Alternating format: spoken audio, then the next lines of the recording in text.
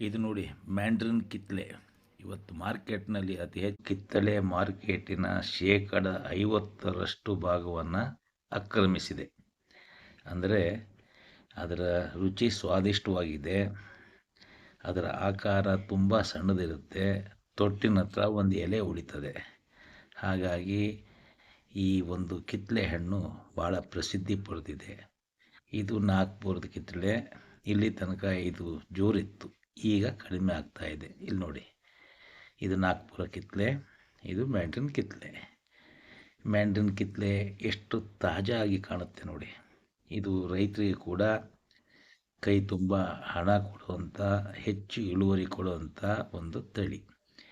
ನಾಗ್ಪುರದ್ದು ಕಿತ್ತಳೆ ಕೂಡ ವಿಶೇಷ ತಳಿನೇ. ಅದರ ಸಿಪ್ಪೆ ತುಂಬ ತಳಕಾಗಿರುತ್ತೆ, ಅದರ ರುಚಿನೂ ಇರುತ್ತೆ. ಆದರೆ ಅವೆರಡನ್ನು ಅದನ್ನು ಮೀರಿದಂಥ ರುಚಿ ಈ ಮ್ಯಾಂಡ್ರಿನ್ ಕಿತ್ತಳೆನಲ್ಲಿದೆ. ಇದನ್ನು ವ್ಯಾಪಾರಸ್ಥರು ಏನು ಹೇಳ್ತಾರೆ ಅಂದರೆ, ಇದು ಆಸ್ಟ್ರೇಲಿಯಾದ ಬರ್ತಾ ಇರೋಂಥ ಕಿತ್ತಳೆ ಹಣ್ಣು ಅಂತೇಳ್ಬಿಟ್ಟು ಹೆಚ್ಚು ಬೆಲೆಗೆ ಮಾರೋಕ್ಕೆ ಪ್ರಯತ್ನ ಮಾಡ್ತಾರೆ. ಆದರೆ ಇದು ನಮ್ಮ ದೇಶದಲ್ಲೇ ಬೆಳೆಯುವಂಥ ಒಂದು ಕಿತ್ತಳೆ ಹಣ್ಣು. ಕಿತ್ತಳೆನಲ್ಲಿ ಕೂರು ಕಿತ್ತಳೆ ಅಂತ ನೀವು ಕೇಳಿರ್ಬೋದು. ಕೊಡಗಿನ ಕಿತ್ತಾಳೆ ಅಂತ ಹಾಡು ಕೂಡ ನೀವು ಕೇಳಿರ್ಬೋದು. ಅದು GI ಟ್ಯಾಗ್ ಕೂಡ ಪಡೆದಿದೆ. ಆದರೆ ಅದ್ರ ಮಾರ್ಕೆಟಿನಲ್ಲಿ ಅದು ಸಿಗಲ್ಲ. ಯಾಕಂದರೆ ಅದು ಸ್ವಲ್ಪ ಹುಳಿ ಜಾಸ್ತಿ ಮತ್ತು ಅದಕ್ಕೆ ಕಾಯಿಲೆಗಳು ಜಾಸ್ತಿ.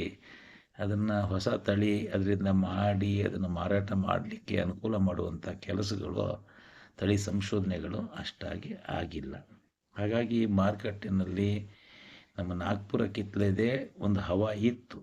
ಆದರೆ ಈಗೇನಾಗಿದೆ, ಮ್ಯಾಂಡ್ರಿನ್ ಕಿತ್ತಳೆಗಳು ಬಂದಿದ್ದರಿಂದ ಅದು 50% ಮಾರಾಟ ಕ್ಷೇತ್ರವನ್ನು ಆಕ್ರಮಿಸ್ಕೊಂಡಿದೆ.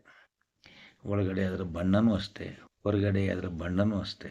ನೋಡಲಿಕ್ಕೆ ಭಾಳ ಸುಂದರವಾಗಿರುತ್ತೆ, ರುಚಿ ಕೂಡ ಸ್ವಾದಿಷ್ಟ ಆಗಿರುತ್ತೆ.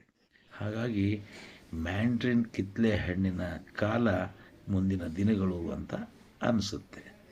ಅದರ ಬಣ್ಣ, ರುಚಿ ಮತ್ತು ಅದರ ನೋಡಲಿಕ್ಕೆ ಅದರಲ್ಲಿರುವಂಥ ತಾಜಾತನ, ತೊಟ್ಟಿನಲ್ಲಿ ಉಳಿಯುವಂಥ ಗಾಢ ಹಸಿರಿನ ಎಲೆ, ಇವೆಲ್ಲ ನೋಡಿದರೆ